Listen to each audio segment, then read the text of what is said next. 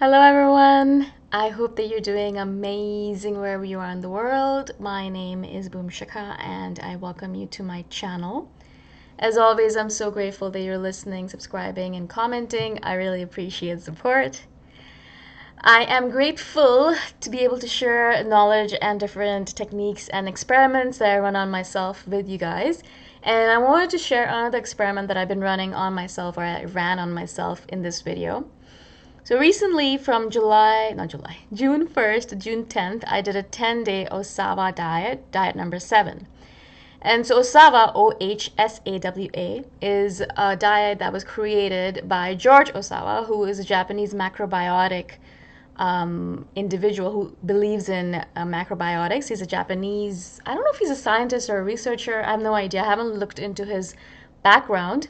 But the yoga school that I'm affiliated with, or the one that I am kind of learning it under, a lot of them have done the Ohsawa diet many times over and have gotten brilliant results from it. So I decided, let me do one as well. So obviously they went for the most strictest version of the diet, and that's not diet number 7. So there's different levels to it. And diet number 7, basically what you do is for 10 days. Now, I'm not saying everyone should go ahead and do this. Obviously, it's a very difficult diet, and also I'm sure very difficult on the body. And I don't know if everyone's going to be capable of keeping up with it. Also, it might not be good for everyone. So, of course, you got to consult your doctor before doing anything. I'm not an expert. I'm just sharing my experience with you guys. So, what you do on the diet is that you only eat whole wheat, buckwheat, millet, or brown rice or white rice, boiled or baked with salt and water only for those 10 days. So you're not eating anything else. You're not putting any spices into it, which was a big deal for me being an Indian and loving my spices. So only thing that you can use is sea salt and water, obviously. And all you can do is boil these things or bake them. You can only use these 4 grains: wheat, millet, rice, and buckwheat. Okay, so I'd never heard of buckwheat before, never used it, and so I was like, let me use buckwheat. So I bought a bunch of buckwheat, and that's what I used. So mostly what I ate was buckwheat boiled with water and a few rice noodles thrown into them, or like rice thrown into it, so like a mix. Or I ate flatbread that my mom would make from me from whole wheat without anything else except salt and water. Yeah. So those are the things that I ate. It was kind of interesting because of so many interesting things are associated with food. You guys already probably know this. We use food for a lot of different things other than nourishing ourselves. It's kind of fascinating how food is supposed to be a thing that, sustains us and it keeps us going. And it's the fuel for all of the cells that are in the body. But we use, as human beings, because we have such an abundance of food nowadays in a lot of the countries that I'm speaking about, we use food in a lot of different ways. We use food as a way of numbing ourselves from our feelings, or we use food as a way of rewarding ourselves for things that we've done or haven't done, or, to placate ourselves, to make ourselves feel better. The sugar or the carbs in our food makes us feel like, all right, everything is fine. Everything might be falling apart, but at least I have my food. But on the Ohsawa diet, because it's so restrictive, but it's not restrictive in the sense that I ever felt hungry. In fact, I was always full because the stuff that's on it is very filling, the buckwheat especially. And the buckwheat is considered a superfood, so it has a lot of nutritional value in it that I never felt like I was deprived in any way. But I definitely did feel like I was upset about the fact that there were so many foods out there, and I go on Instagram and I look at all these foods. I deliberately, I don't know why I did this to myself, but I deliberately went on Instagram and looked at foods. And I was like, at least if I can't eat them, at least I can look at them.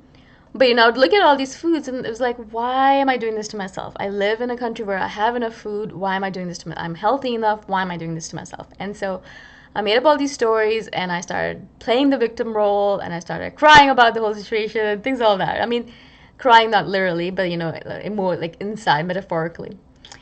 But it was interesting to me, as I said, that it was interesting to notice how food has such an association in our lives with so many different things. I couldn't sit and eat with my parents as much anymore or my family, because they were eating different kinds of food and I didn't want to really tempt myself or, eat buckwheat in front of them and be like, oh, this is so terrible, right?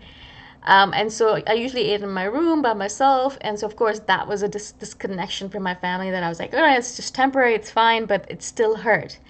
Also, I was eating a lot of foods that they had flavor, and in fact, like as time went on, I understood the flavors more and more so. But in the beginning, there was no spice to it, and there's no chili. Chili is like my friend. I put chili into everything, and turmeric and all those beautiful spices. There was nothing in there, and so again, there was a lot of understanding and a lot of emotional stripe that I had to go through before I was like, actually, this food is not that bad. It tastes pretty good if I could just go beyond my mind and really actually taste the food. Now, there's a lot of benefits to the Ohsawa diet. Your skin gets clearer. They say that every day 10% of your blood gets purified, and the yin and yang energies in your body gets balanced, which is a big one for me. I noticed that I was much calmer on the diet, and I wasn't as emotionally led around by my nose. All these things were happening around me, and I was able to stay focused and steady and centered in my body. And so there's a lot of other benefits to the Ohsawa diet that I would implore you to go online and research. Obviously, there are those Ohsawa macrobiotic foundations and things like that, so you can go and check those foundations out. They have books on the Ohsawa diet. This diet, as I said, is the number 7 diet, but there's many other diets that do number 1, 2, 3, 4. There's all these levels, so you can go very strict or you can be very lenient about it. You can add other things to the diet as well. But in general, if you are the kind of person who has a little bit of an issue with food or has emotional eating problems and things like that, not that I'm saying you do the diet, but I think you should go research emotional eating and the Ohsawa diet and the connection with that.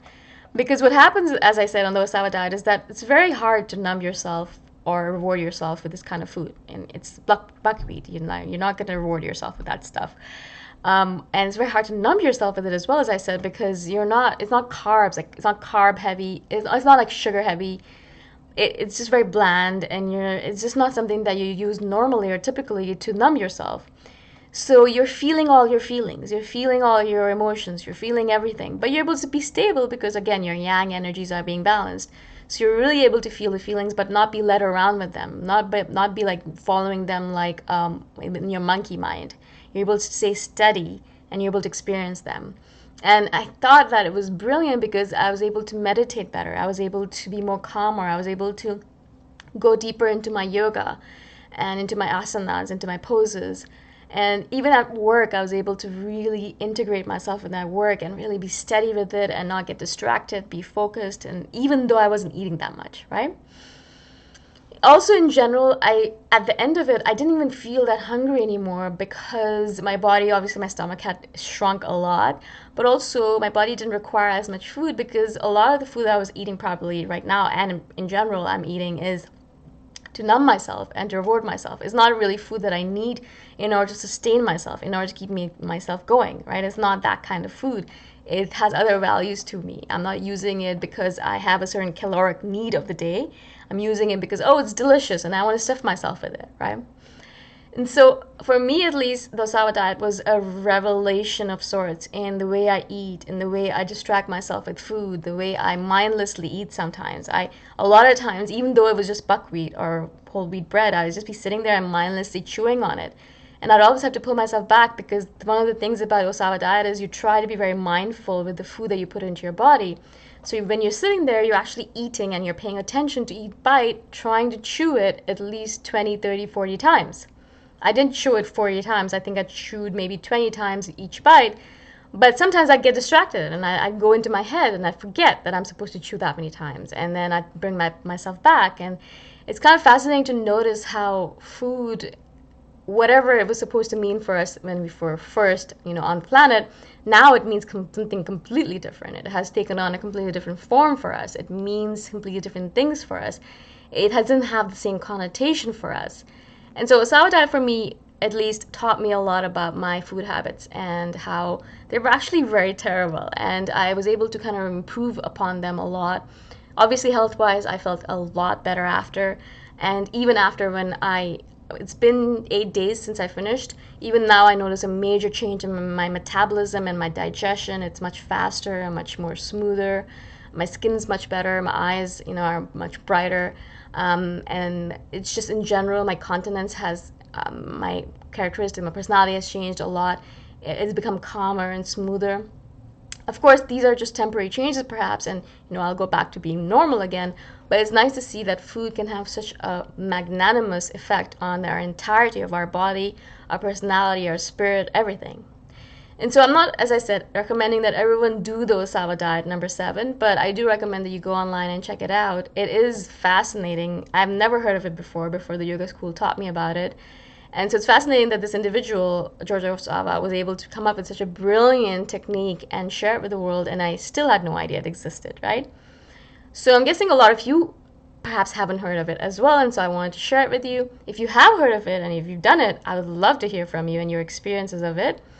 Again, go online and check out the books on it and read it before jumping into doing the diet. It's really important that you understand why you're doing it and what benefit it'll have for your body before doing something so stringent and so restrictive, especially if it's not suitable for you, right? So I'm not recommending that everyone do it. I'm not a doctor. I cannot recommend this stuff. I'm just sharing my experience. I hope this makes sense. Again, I'm so grateful that you listened and you subscribe and you're supporting me in so many different amazing ways. If you have any questions about this, comment below and I shall do a follow-up video. Again, thank you so much, and I shall see you the next time around. Bye for now.